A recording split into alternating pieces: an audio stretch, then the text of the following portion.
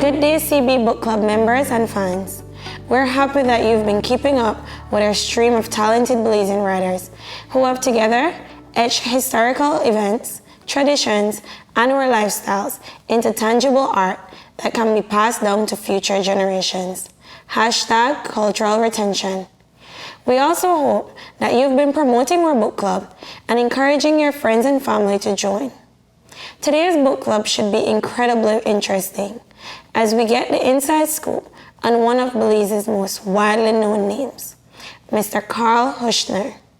Joining us now is Miss June Heusner, author of The Life, Times, and Legacy of Dr. Carl Heusner. Welcome to our show, Miss June. Thank you. So, Miss June, can you tell us a bit about yourself? How are you doing?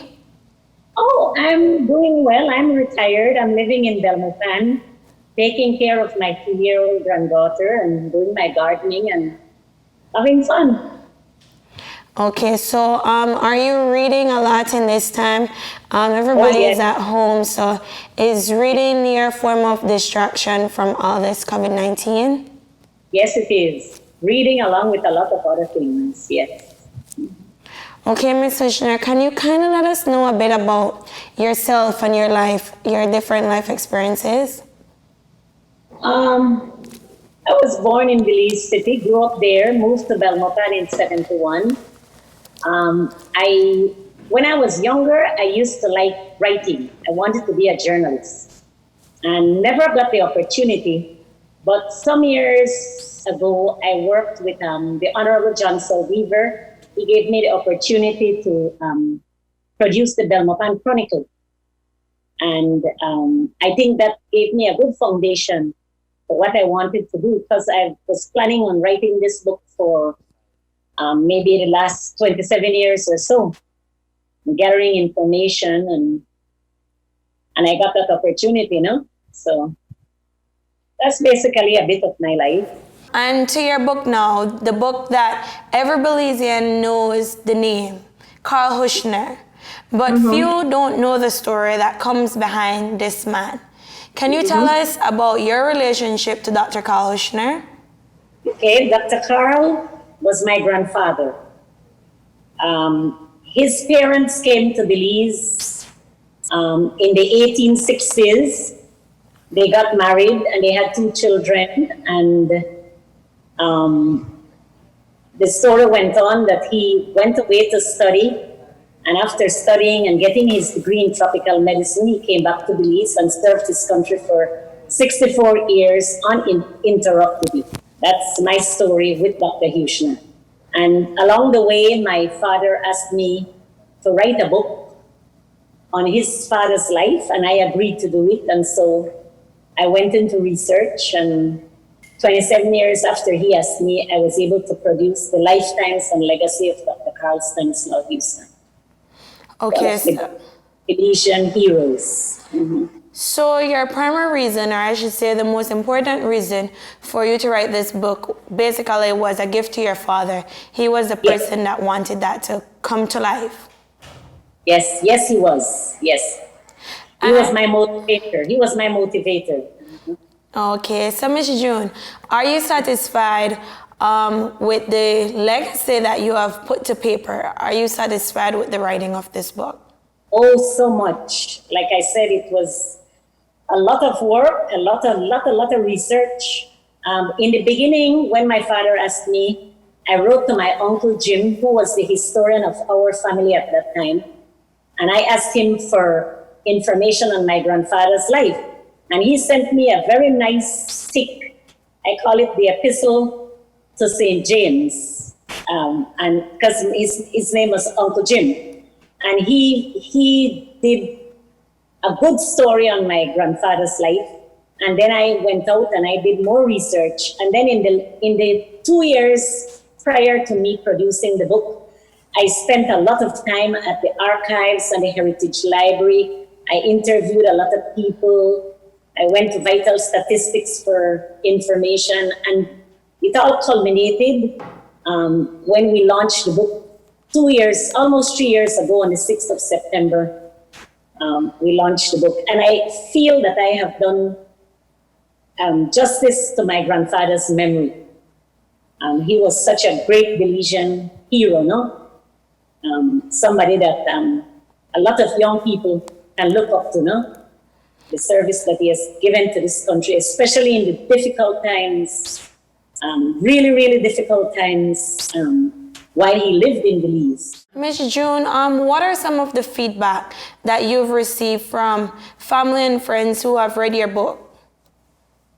All outstanding, all that I did a very good job, that I truly portrayed who Dr. Heusner was. No negatives, all very, very positive.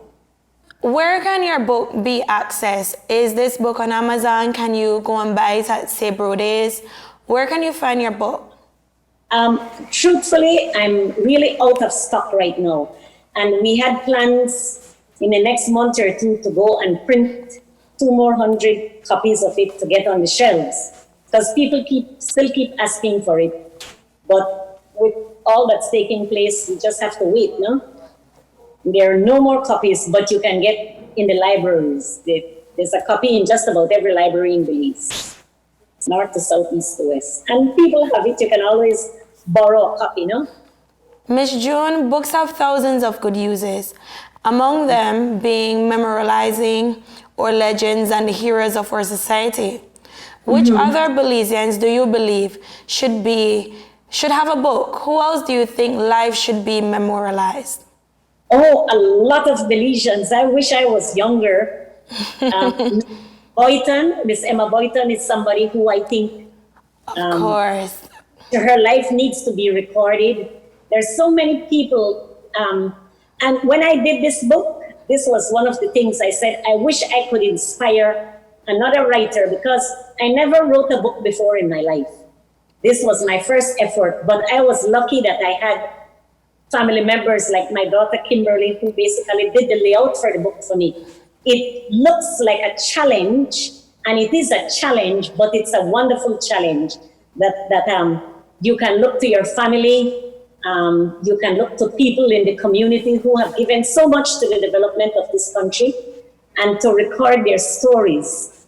You know, the other day, I bought a copy of Monrad Metzkin's book, and Monrad Metzkin was a figure that grew up in the same time my grandfather was serving Belize, and he made a big contribution to Belize, so that was good. I think Mr. Lawrence Vernon did his biography, you know, but my grandfather was such an outstanding person that, you know, it's just good that he's a hero, he's a Belizean hero. It's just good that I was very fortunate, I was lucky that I was given this opportunity to tell his story.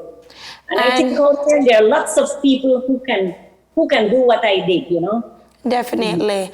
Ms. Heusner, we know you have done a great deal by writing a book to tell Belizeans' story, but are you pleased to know that even the country has done a great deal of remembering your grandfather by naming the largest hospital in our country in his honor?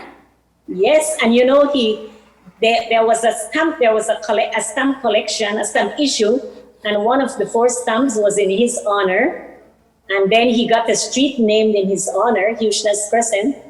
And then the big one was the inauguration of the hospital, you know, when it was named in his memory. And coincidentally there, 1918, the Spanish influenza.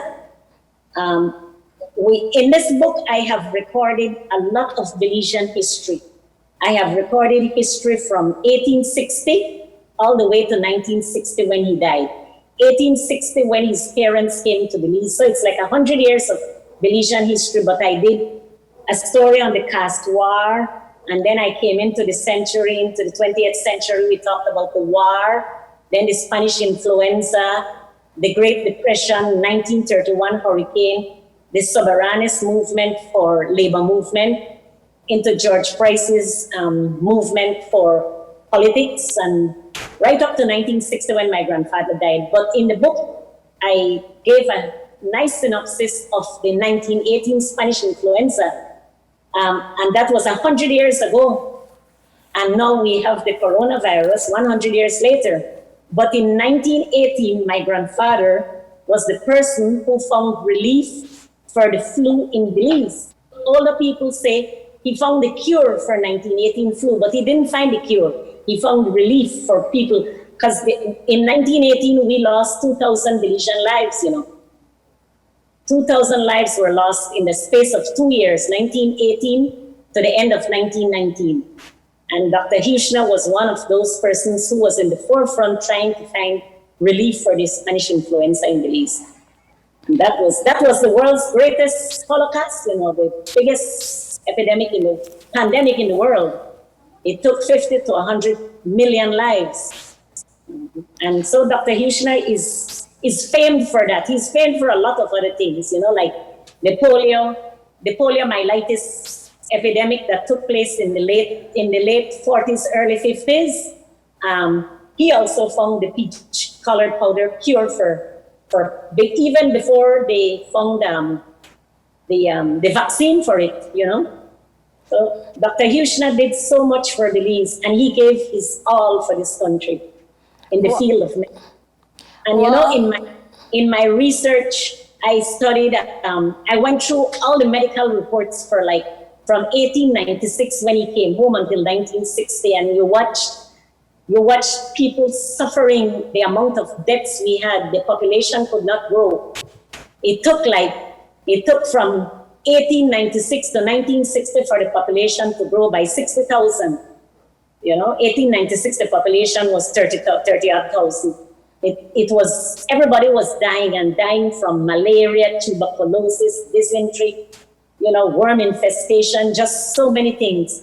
And so that period in history was a very difficult period for the country of Belize, British Honduras. And he was right there with his fellow doctors, with the administrators, pushing it and trying to save lives. Well, Ms. Heusner, we couldn't have asked for a better time to publicize this book, because as you know, we're going through a pandemic that's affecting the whole world, and so we thank you for putting his life into perspective. And just know that we thank you with a great deal for joining us and contributing to our book club. But before you leave, as tradition, can you recommend a few Belizean must-reads for our listeners? A book that Belizeans must read? Yeah, that is written by a Belizean. I like Sylvana Wood's book on the history of the Catholic Church. I also like, I can't remember her name, the lady who did the story on the Anglican Church, because there's a lot of history in those. Oh, and another good book is the one with Jeremy Enriquez, who did the story of his grandparents. I can't remember the name of that book right now. That's a good book. It's the story of a Garifuna man and woman who worked in the Maya communities of Belize and the sacrifices they made. Thank you so much, and take care of yourself and your family throughout this time. You're more than welcome, and thank you so much for hosting me. So not only can books entertain us, distract us, and feed our minds, but they can obviously teach us more about those that have come before us and inspire us to continue their legacies and contributions to our society. We hope you find value in that and are encouraged to invite more members to our book club. You can let others know that they can find past episodes of CB Book Club by visiting our Facebook page at Colorblind Multimedia Production. We'll be waiting to see your comments. And if you are an author or know of one, please email us at info@colorblind.bz. We had a lot of fun today, but we're now at the end of today's episode. We have more lined up for you, so continue tuning in, continue reading, and please continue keeping yourself and your loved ones safe. Until we see you again, adios.